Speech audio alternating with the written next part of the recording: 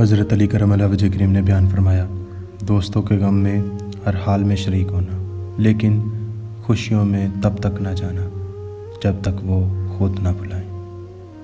حضرت علی کرم اللہ وجہ کریم نے بیان فرمایا، جو دوست خاموشی سے تمہاری تکلیف کا اندازہ نہ کر سکے، اس کے سامنے زبان سے اظہار کرنا لفظوں کا ضیاع ہے۔ حضرت علی کرم اللہ وجہ کریم نے بیان فرمایا، حاسد کو کسی سے دوستی نہیں ہوتی اور دھوکے باز کبھی وفا نہیں کر سکتا۔ حضرت علی کرم اللہ وجہ کریم نے بیان فرمایا، دوست کے ساتھ اس نمک کی طرح رہو جو کھانے میں دکھائی نہیں دیتا، لیکن اگر نہ ہو تو اس کی کمی بہت محسوس ہوتی ہے۔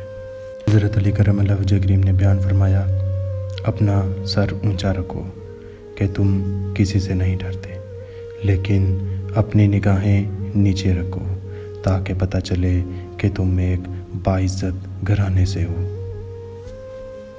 حضرت علی کرم اللہ وجہ کریم نے بیان فرمایا، دوست کو دولت کی نگاہوں سے مت دیکھو، وفا کرنے والے دوست اکثر غریب ہوتے ہیں۔